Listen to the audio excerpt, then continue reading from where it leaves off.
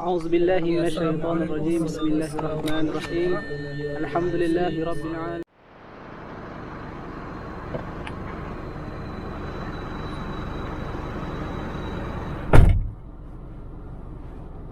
Baiklah, Assalamualaikum warahmatullahi ta'ala wabarakatuh. Kita bertemu kembali dalam video pembelajaran kita pada minggu ini untuk tahun 4. Baiklah, hari ini kita buat kelainan sikit. Ustaz rakam video dalam kereta. Okey, kita cuba cari kelainan sedikit. Untuk tajuk minggu ini, Ustaz akan sentuh tajuk akidah lagi. Dalam bidang akidah bertajuk nifak. Okey, kalau kamu ada buku teks bersama kamu boleh rujuk buku teks muka surat 106. Dalam sana ada rentetan sebuah cerita. Kalau kamu tengok, dia adalah seorang pengembala kambing.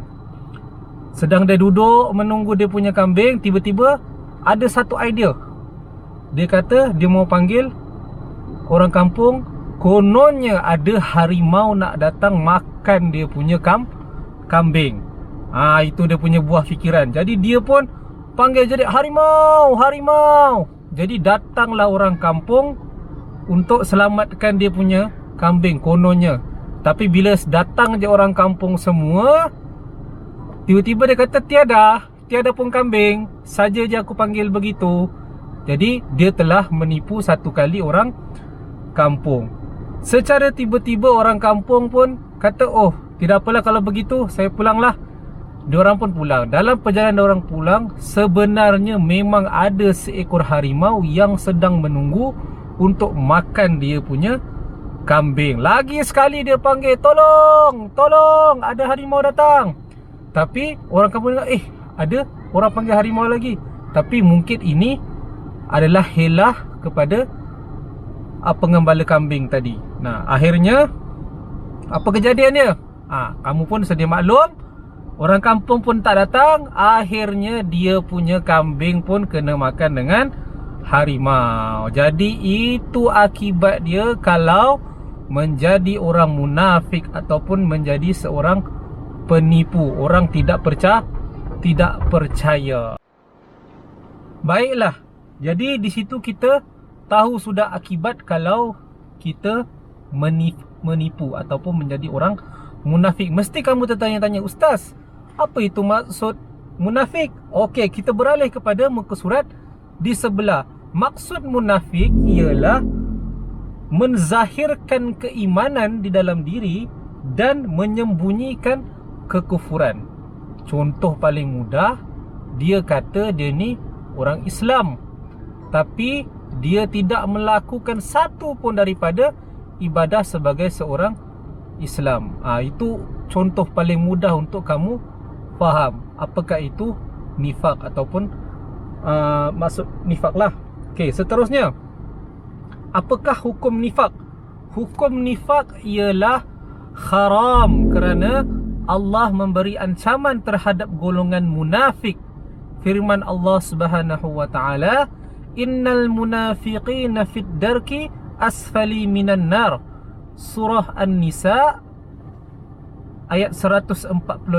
Sesungguhnya orang-orang yang munafik itu ditempatkan pada tingkatan yang paling bawah daripada lapisan neraka. Kalau sebelum ni Ustaz dah ajar dalam kelas, kita ada 7 tingkat syurga, kita ada 7 tingkat neraka. Jadi kalau dalam firman Allah Subhanahu wa taala ni jelas menunjukkan bahawa orang munafik ini dia duduk tingkat neraka yang paling bawah sekali. Jadi kamu sedia maklumlah, adakah kita masih lagi mau tergolong sebagai orang munafik? Minta jauh perkara ini. Baiklah, selain daripada itu ada juga hadis Nabi Muhammad sallallahu alaihi wasallam telah menyatakan ciri-ciri dengan jelas. Sabda Nabi Muhammad sallallahu alaihi wasallam, an Abi Hurairah radhiyallahu anhu qala Rasulullah sallallahu alaihi wasallam, ayatul munafiqi thalatha, idza haddatha kadzaba wa idza wa'ada akhlafa wa idza u'tumina khana. Rawahul Bukhari. Maksudnya daripada Abu Hurairah radhiyallahu anhu bahawa Nabi Muhammad sallallahu alaihi wasallam bersabda, tanda munafik itu ada 3. Okey, apabila dia bercakap, dia berdusta. Apabila dia berjanji, dia mungkir. Apabila dia diberikan sesuatu amanah, dia khianat. Itu 3 ciri orang munafik. Kamu boleh kenal sudah. Okay? Kalau adalah kamu ada kenal seseorang ke, ada yang berperangai begini, jangan kamu cakap terus, oi kau munafik. Janganlah cakap begitu. Okay? Cuma kita sedia maklum, oh ini adalah ciri-ciri orang munafik. Kita minta jauh daripada kita bersifat sebagai seorang munafik. Okay. Seterusnya, munafik terbahagi kepada 2 bahagian. Yang pertama, nifaq i'tiqad. Yang kedua, nifaq amalan. Okey. Nifaq i'tiqad apa itu? Kalau dalam bahagian nifaq i'tiqad, mereka itu ialah tidak beriman dengan ajaran Islam, namun berpura-pura seperti beriman dengannya. Nampak sama macam contoh yang Ustaz berikan dalam pengertian nifaq tadi. Sedangkan sebenarnya dia tak beriman pun dengan Islam, tapi dia berpura-pura seperti orang yang beriman dengan Islam. Berhati-hati. Okey, berhati-hati. Seterusnya, nifaq amalan. Dia ada bagi 3 contoh dalam buku. Yang pertama, berdusta ataupun menipu. Kedua, memungkiri janji, mungkir janji. Sudah janji, okey nanti kita jumpa dekat kedai sekian-sekian nak minum konon, tapi tunggu, buruk muka si kawan menunggu di kedai, dia tidak sampai. Dia mungkir janji. Yang ketiga, khianat amanah. Ini yang paling berat sekali, sebab amanah dan tanggungjawab ini adalah sesuatu benda yang sangat berat. Ibarat bukit yang diletakkan di atas bahu kita. Kalau kita tidak menjalankan amanah atau bertanggungjawab, di situlah dia punya pembalasan. Okey. Seterusnya, faktor yang mendorong kepada nifaq ada 4. Yang pertama, kelemahan iman kerana selalu melupakan Allah Subhanahu wa taala. Lemah iman dia. Kita pun tak tahu iman kita ni paras mana. Kalau kita ni cakap di mulut, boleh semua cakap iman saya ni kuat, saya solat 5 waktu, saya buat semua amalan-amalan ibadah sebagai seorang Muslim. Cakap boleh, tapi amal belum tentu. Jadi kita berdoa semoga semua amalan dan ibadah kita sebagai seorang Muslim kita dapat laksanakan dengan jayanya. Dan kita kena zikrullah, iaitu sentiasa mengingati Allah, supaya kita tidaklah terdorong kepada munafik. Itu yang pertama. Yang kedua, tidak jujur dan mudah melakukan khianat. Ni dah sedia maklum lah, sebab dia tidak jujur. Buat sesuatu tidak jujur. Contoh, kalau kita bagi contoh mudah, orang minta tolong sesuatu benda tapi dia tidak laksanakan dengan betul. Tapi bila dia maklumkan dengan orang lain, dia kata saya dah buat dah tu. Kan diorang tu yang kata saya tak buat, sedangkan saya dah buat. Dia tidak jujur. Okey, yang ketiga, kurang bersyukur dengan nikmat yang dikurniakan Allah Subhanahu wa taala. Sikit ke banyak ke nikmat yang Allah berikan kepada kita ni, kita kena sentiasa bersyukur. Bangun sahaja daripada tidur, kita masih lagi diberikan nyawa, hidup lagi di muka bumi Allah Subhanahu wa taala, kita kena sentiasa bersyukur. Malahan setiap saat pun kita kena bersyukur, sebab kita ni menghirup udara yang segar, menghirup oksigen. Kalau Tuhan tu tahan oksigen kita 2-3 saat, belum tentu kita boleh hidup. Itu semua milik Allah Subhanahu wa taala. Jadi janganlah kita ni bila dapat sesuatu yang sikit tidak bersyukur. Dapat banyak belum tentu lagi bersyukur, terus bongkak. Jadi kita minta dijauhi daripada berperangai begitu. Yang keempat, haloba dengan keduniaan sehingga melakukan kezaliman. Loba ni Ustaz dah cerita dalam tajuk sebelum ni, dalam kufur, iaitu tamak dan haloba. Dua kawan yang sangat rapat. Jadi kita jangan berkawan dengan si tamak, jangan kawan dengan si haloba ni. Sebab apa? Kalau kita terus ada rasa tamak dan haloba, dia akan membawa kita melakukan kezaliman. Kita tak naklah zalim kepada orang lain. Bukan saja zalim kepada manusia, sedangkan zalim kepada semua makhluk Allah pun kita minta dijauhkan. Okay? Itu adalah antara faktor-faktor yang mendorong kepada nifaq. Okey, seterusnya, perkara yang menyebabkan seseorang itu nifaq, iaitu apabila bercakap dia berdusta, apabila dia berjanji dia mungkir, apabila diberikan sesuatu amanah dia khianati. Ini seperti sama sabda Rasulullah sallallahu alaihi wasallam yang Ustaz bacakan sebelum tadi.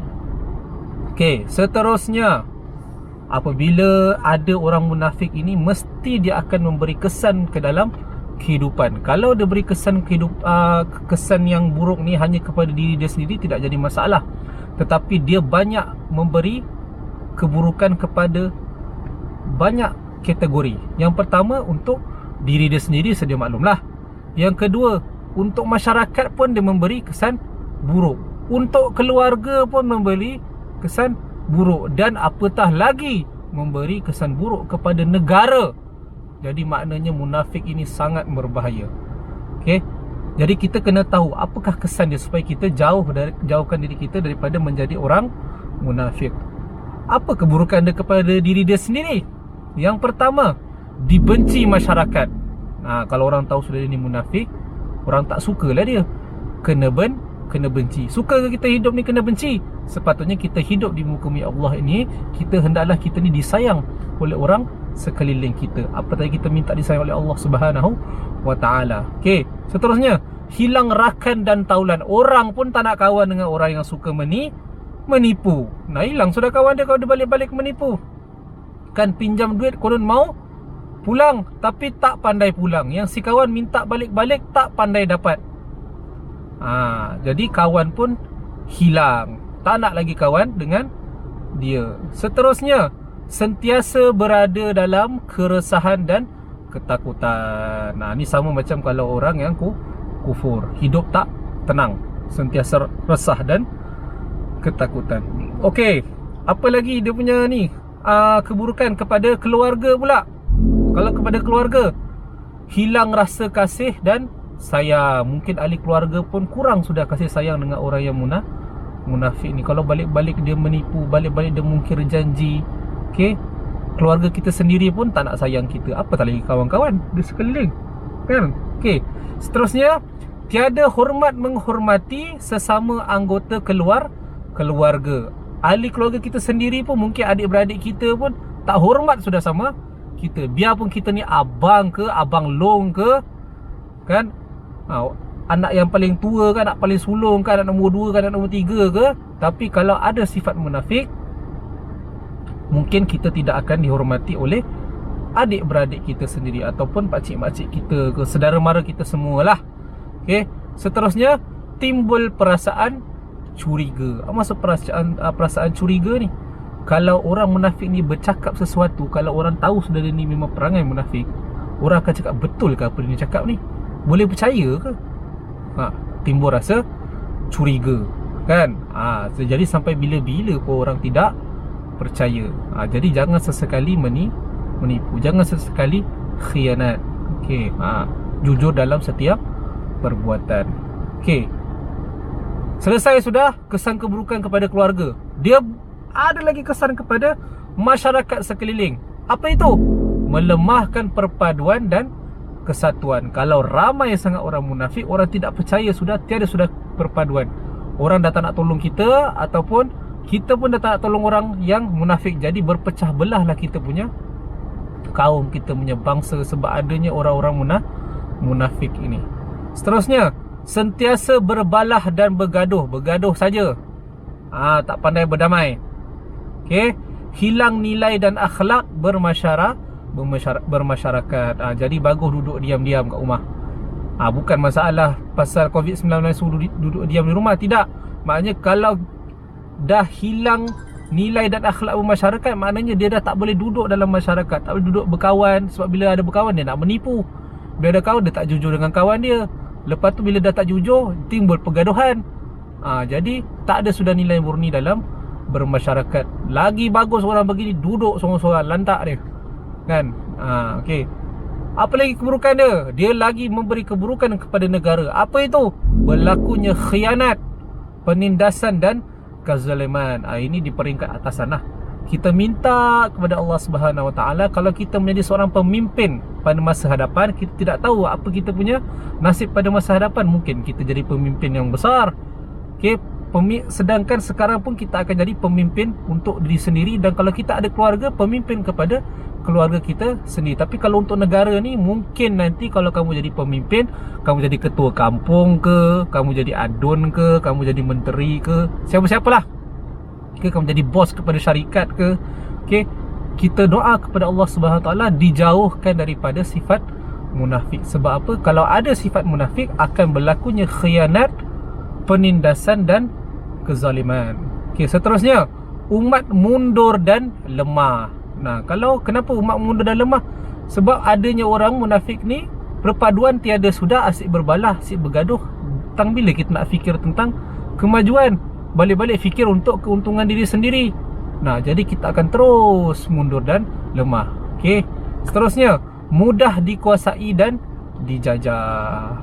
Kita tak naklah kita dijajah semula, seperti sejarah yang telah kita belajar sebelum ini. Okey, itulah di antara kesan-kesan nifak dalam kehidupan.